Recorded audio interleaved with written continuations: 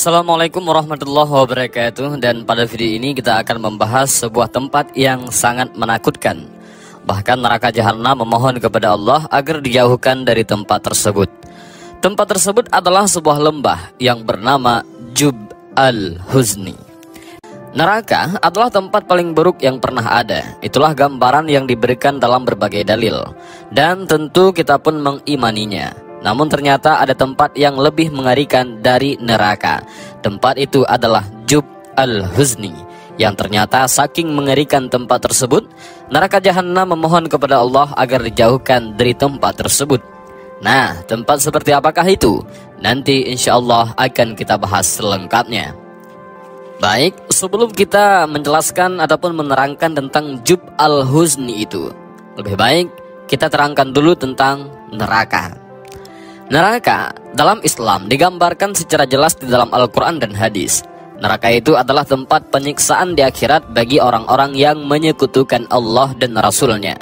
Terus bagi orang-orang yang berbuat ingkar, bagi orang-orang yang melakukan dosa besar, hingga mereka yang tidak pernah bertaubat.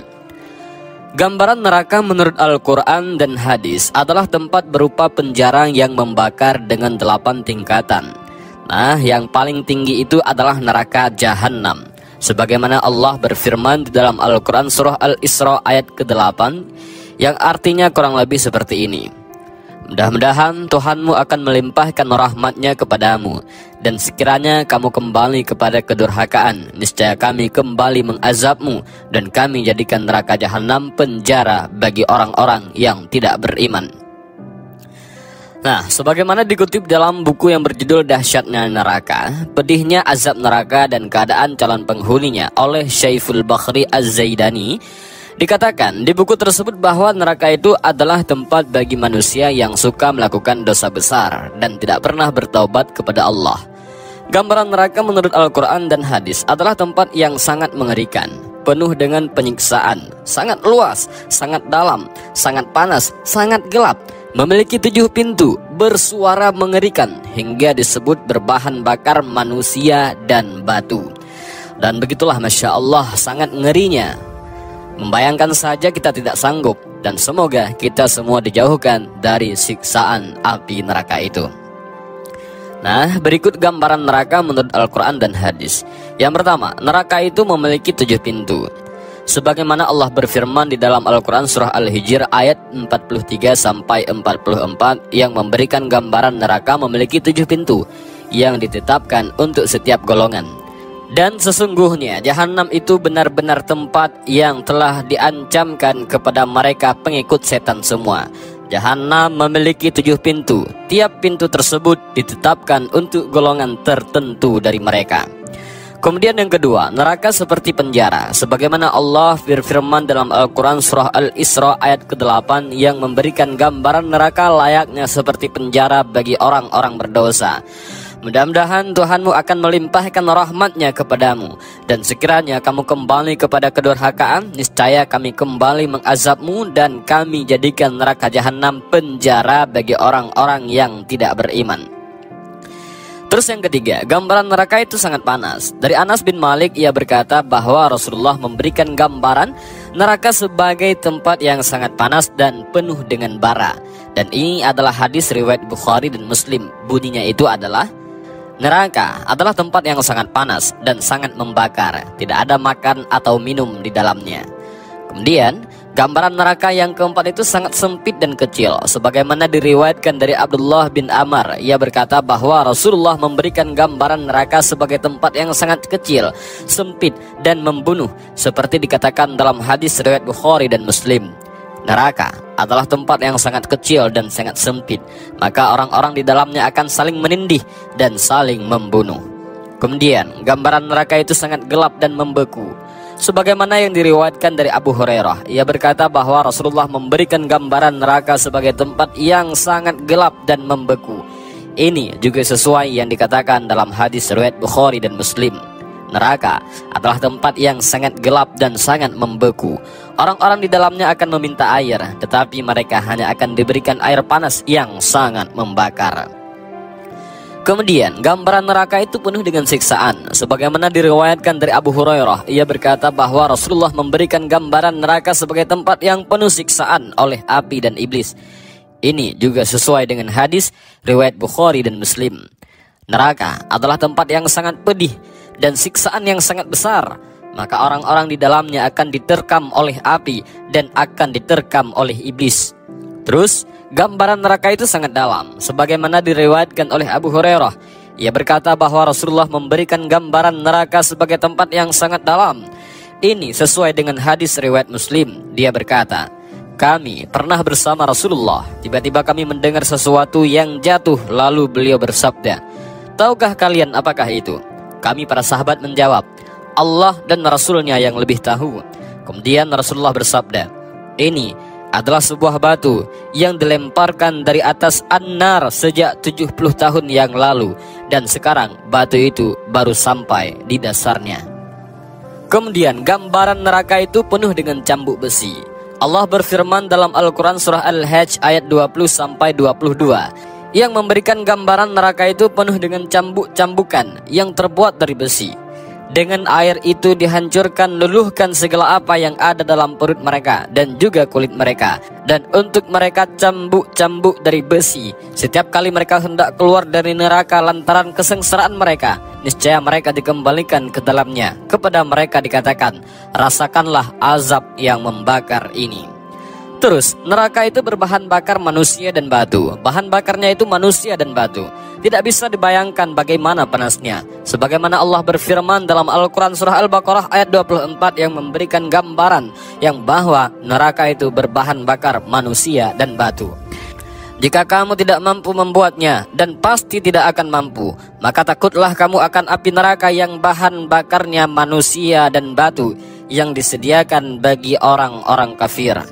Gambaran neraka itu juga bersuara sangat mengerikan. Sebagaimana Allah berfirman dalam Al-Quran surah Al-Mulk ayat 7 yang memberi gambaran, neraka memiliki suara yang sangat mengerikan. Apabila mereka dilemparkan ke dalamnya, mereka mendengar suara neraka yang mengerikan. Sedang neraka itu menggelegak. Terus, neraka ini juga berselimut api. Sebagaimana Allah berfirman dalam Al-Quran surah Al-A'raf ayat 41 yang memberi gambaran, neraka terdiri dari tikar dan selimut api. Mereka mempunyai tikar tidur dari api neraka, dan di atas mereka ada selimut api neraka. Demikianlah kami memberi balasan kepada orang-orang zalim. Kemudian neraka dijaga malaikat yang kasar. Sebagaimana Allah berfirman dalam Al-Quran surah At-Tahrim ayat 6 yang memberi gambaran neraka dijaga oleh malaikat-malaikat yang sangat kasar. Hai orang-orang yang beriman, peliharalah dirimu dan keluargamu dari api neraka yang bahan bakarnya adalah manusia dan batu. Penjaganya malaikat-malaikat yang kasar, keras, dan tidak mendurhakai Allah terhadap apa yang diperintahkannya kepada mereka, dan selalu mengerjakan apa yang diperintahkan. Terus neraka juga menyemburkan api. Allah berfirman dalam Al-Quran surah Al-Mursalat ayat 32 yang memberi gambaran neraka banyak menyemburkan api yang tinggi. Sungguh neraka itu menyemburkan bunga api sebesar dan setinggi istana. Kemudian neraka itu air minumnya sangat panas dan sangatlah dingin. Sebagaimana Allah berfirman dalam Al-Quran surah Shad ayat 57 yang memberi gambaran tentang neraka, air minumnya sangat panas dan sangat dingin. Inilah azab neraka, maka biarlah mereka merasakannya. Minuman mereka air yang sangat panas dan air yang sangat dingin. Terus gambaran neraka lebih luas daripada bumi. Sebagaimana diriwayatkan dari Abu Hurairah, Rasulullah memberikan gambaran neraka lebih luas daripada bumi. Matahari dan bulan ibarat vulkanik yang digulung di neraka kelak pada hari kiamat. Kemudian sesuai hadis Bukhari dan Muslim dikatakan bahwa dari Abdullah bin Amr, ia berkata bahwa Rasulullah memberi gambaran neraka sebagai berikut. Neraka adalah sebuah tempat yang sangat besar dan sangat luas, dan tidak ada seorang pun yang dapat mengetahui kebesarannya kecuali Allah. Dan neraka yang paling dahsyat adalah neraka Jahannam. Sebagaimana diriwayatkan dari Anas bin Malik, malaikat Jibril datang kepada Rasulullah pada waktu yang tidak biasa dengan raut muka yang berbeda dari biasanya. Rasulullah bertanya, "Wahai Jibril, kenapa aku melihat raut mukamu berbeda?" Jibril menjawab, "Wahai Muhammad, aku datang kepadamu pada saat Allah memerintahkan supaya api neraka dinyalakan. Tidak pantas jika orang-orang yang mengetahui bahwa neraka, siksa kubur, dan siksa Allah itu sangat dahsyat untuk bersenang-senang sebelum dirinya merasa aman dari ancaman itu." Rasulullah menjawab, "Wahai Jibril, lukiskanlah keadaan neraka itu kepadaku." Jibril berkata, "Baik." Ketika Allah menciptakan neraka, apinya dinyalakan 1000 tahun sehingga berwarna hitam pekat. Nyala dan baranya tidak pernah padam. Demi zat yang mengutus engkau kebenaran sebagai nabi, seandainya neraka itu berlubang sebesar lubang jarum, niscaya segenap penghuni dunia akan terbakar karena panasnya. Demi zat yang mengutus engkau dengan kebenaran sebagai nabi, seandainya ada baju penghuni neraka itu digantung di antara langit dan bumi, niscaya semua penghuni dunia akan mati karena bau busuk dan panasnya. Demi zat yang mengutus engkau kebenaran sebagai nabi, seandainya sehasta dari mata rantai sebagaimana yang disebutkan di dalam Al-Quran diletakkan di puncak gunung, niscaya bumi sampai ke dalamnya akan meleleh. Demi zat yang mengutus engkau kebenaran sebagai nabi, seandainya ada seseorang berada di ujung barat dunia ini disiksa, niscaya orang yang berada di ujung timur akan terbakar karena panasnya. Neraka itu mempunyai 7 pintu dan masing-masing pintu dibagi-bagi untuk lelaki dan perempuan. Rasulullah bertanya, "Apakah pintu-pintu itu seperti pintu kami?" Jibril menjawab, "Tidak. Pintu itu selalu terbuka dan pintu yang satu berada di bawah pintu yang lain. Jarak pintu yang satu dengan pintu yang lain sejauh perjalanan 70 tahun. Pintu yang di bawahnya lebih panas 70 kali lipat dari pintu yang di atasnya. Musuh-musuh Allah diseret ke sana, dan jika mereka sampai di pintu itu, malaikat Zabaniyah menyambut mereka dengan membawa rantai dan belenggu. Rantai itu dimasukkan ke dalam mulutnya dan keluar dari duburnya, sedangkan tangan kirinya dibelenggu dengan lehernya, dan tangan kanannya dimasukkan ke dalam dada hingga tembus ke bahu. Setiap orang yang durhaka itu dirantai bersama setan dalam belenggu yang sama, lantas diseret wajahnya tersungkur dan dipukul oleh malaikat dengan palu. Setiap kali mereka hendak keluar dari neraka lantaran kesengsaraan mereka, niscaya mereka dikembalikan ke dalam neraka. Rasulullah bertanya, "Siapakah penghuni masing-masing pintu itu, wahai Jibril?" Jibril menjawab, "Pintu yang paling bawah namanya Hawiyah. Pintu neraka Hawiyah ini adalah pintu neraka yang paling bawah, yang merupakan neraka yang paling mengerikan.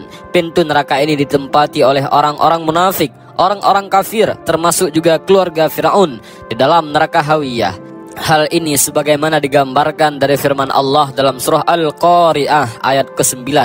Maka tempat kembalinya adalah neraka Hawiyah." Kemudian pintu kedua namanya Jahim, yakni pintu neraka di tingkatan ke-6.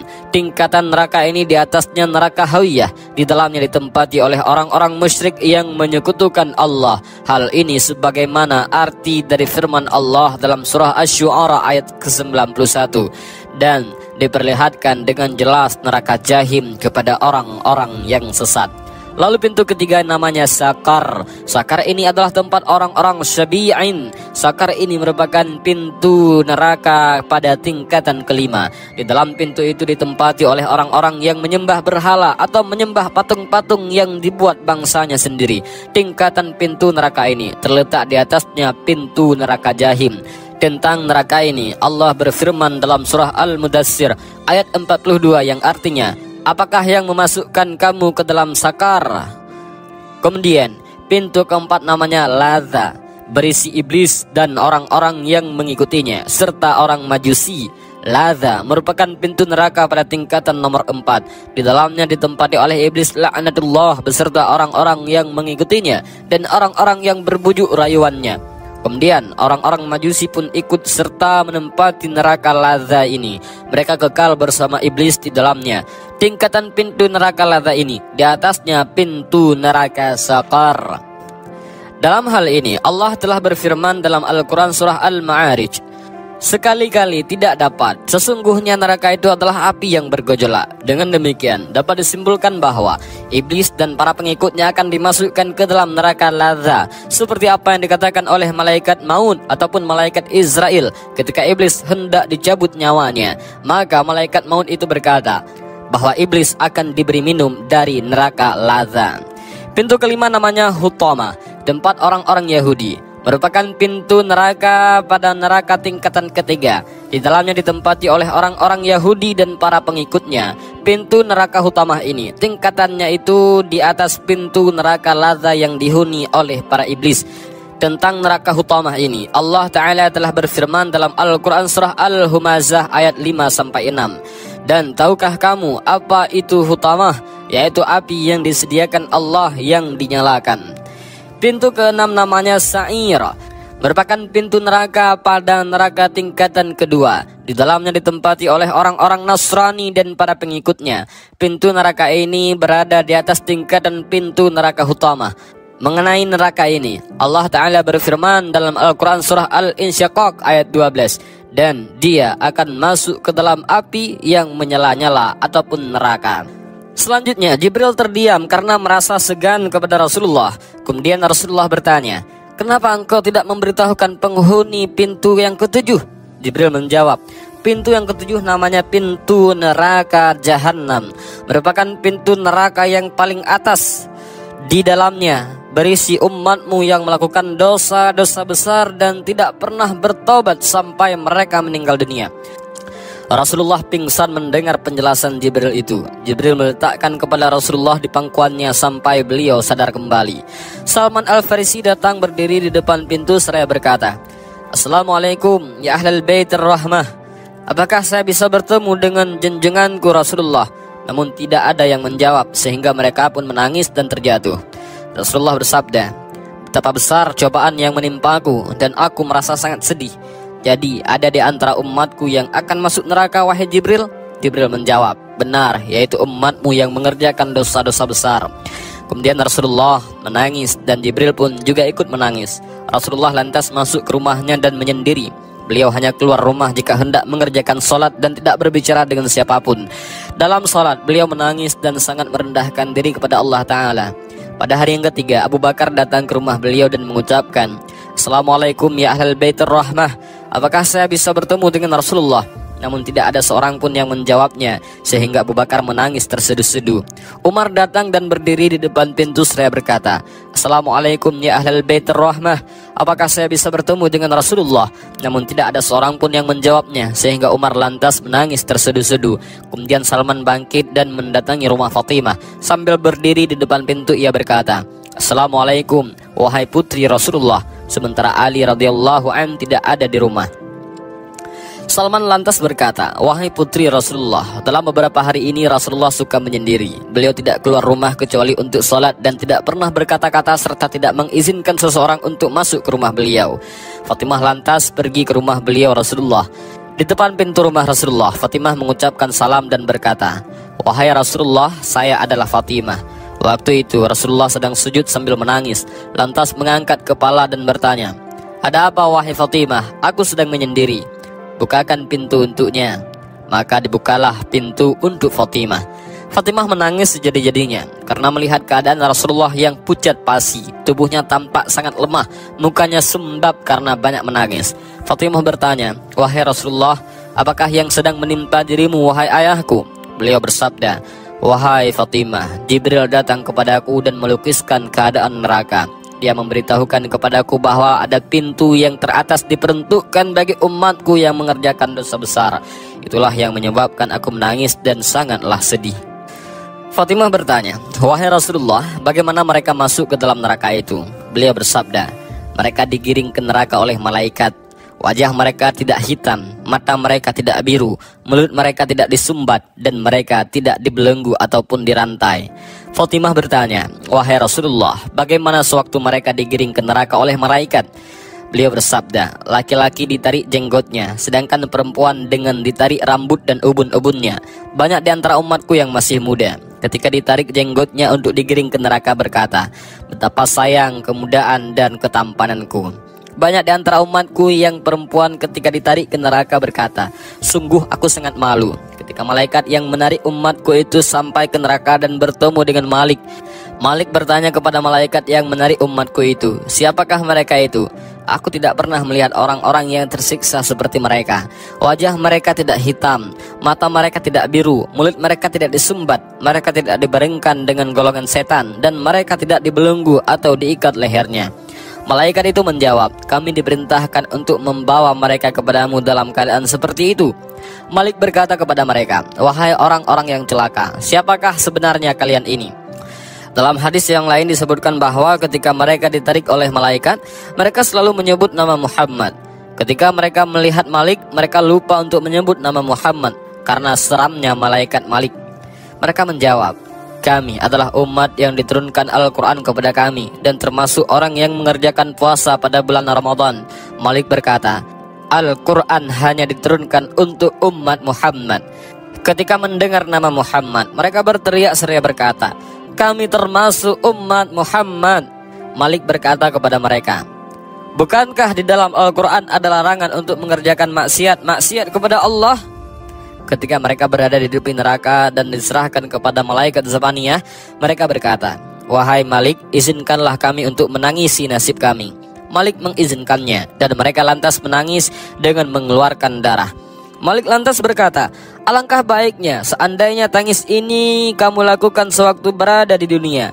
Seandainya sewaktu di dunia kamu menangis seperti ini karena takut kepada siksaan Allah, niscaya sekarang ini kamu tidak akan masuk ke dalam neraka. Malik lalu berkata kepada Zabaniyah, lemparkan mereka ke dalam neraka. Ketika mereka dilemparkan ke dalam neraka, mereka berseru secara serempak mengucapkan kalimat La ilaha illallah, sehingga api neraka langsung menjadi padam. Kemudian Malik berkata, wahai api, sambarlah mereka. Api itu menjawab, bagaimana aku menyambar mereka sementara mereka mengucapkan kalimat La ilaha illallah. Malaikat Malik berkata lagi kepada api neraka, sambarlah mereka. Api itu menjawab, bagaimana aku menyambar mereka sementara mereka mengucapkan kalimat La ilaha illallah.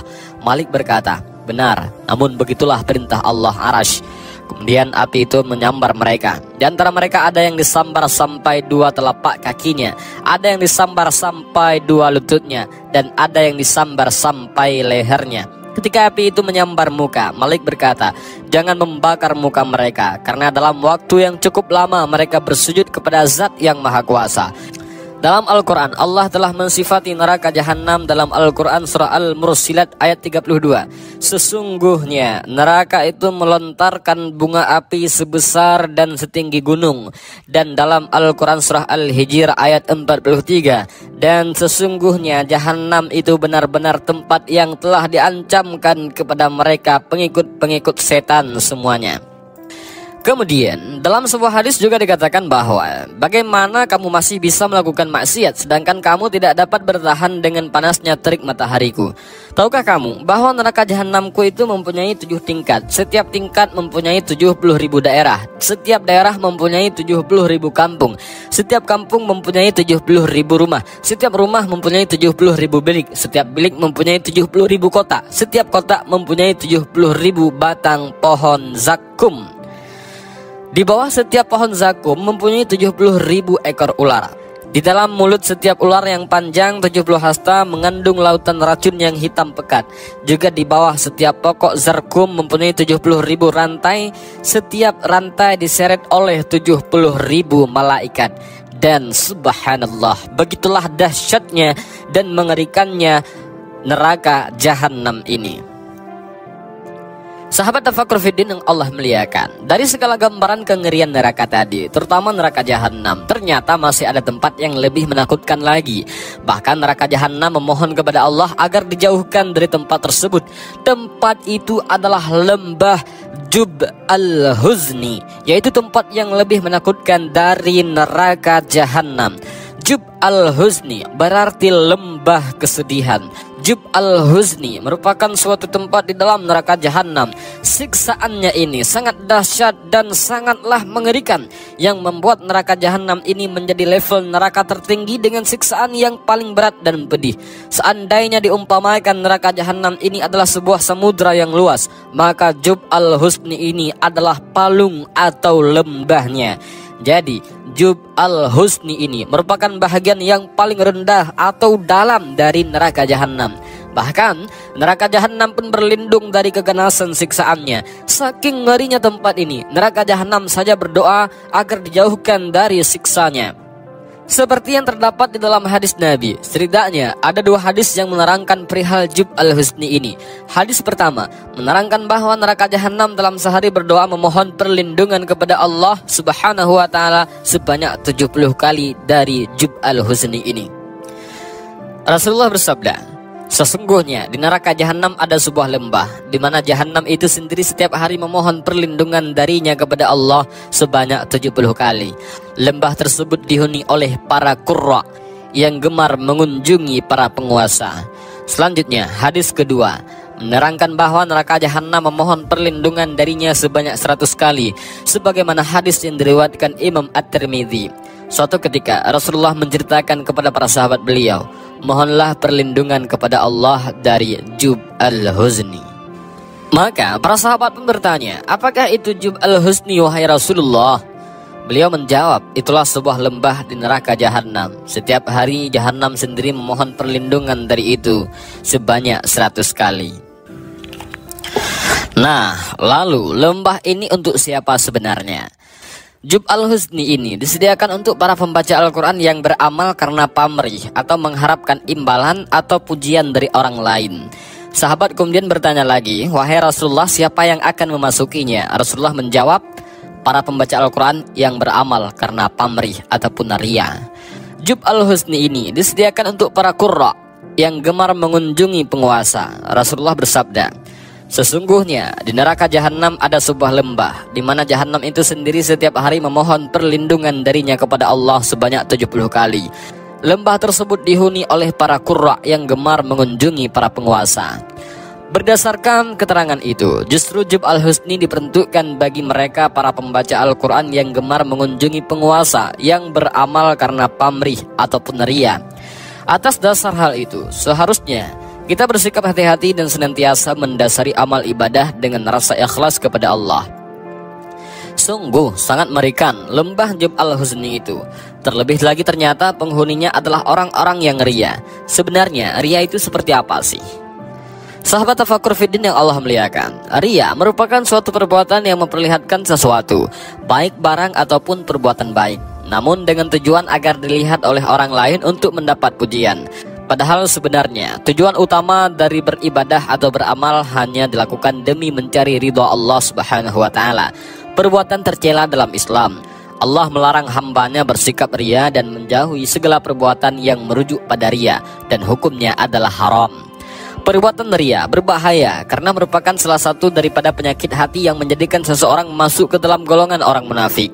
Dan karena riya termasuk dalam perbuatan syirik kecil, maka riya dapat mendatangkan murka Allah, dan balasannya tidak lain adalah siksa api neraka. Bahkan perbuatan riya merupakan sikap yang dilaknat oleh Allah. Orang-orang yang riya juga tergolong sebagai orang yang munafik. Ini sesuai dengan Al-Quran Surah An-Nisa ayat 142 yang artinya, dan apabila mereka kaum munafik berdiri mengerjakan salat, maka mereka berdiri dalam keadaan malas dan riya di hadapan manusia, dan tidaklah mereka mengingat Allah kecuali sedikit sekali.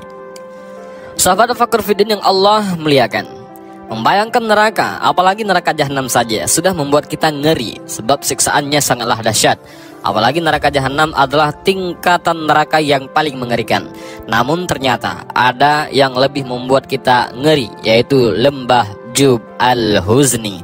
Dan semoga kita tidak akan pernah mengunjungi tempat tersebut. Demikianlah video ini, mudah-mudahan bermanfaat. Allahu a'lam bishawab. Assalamualaikum warahmatullahi wabarakatuh.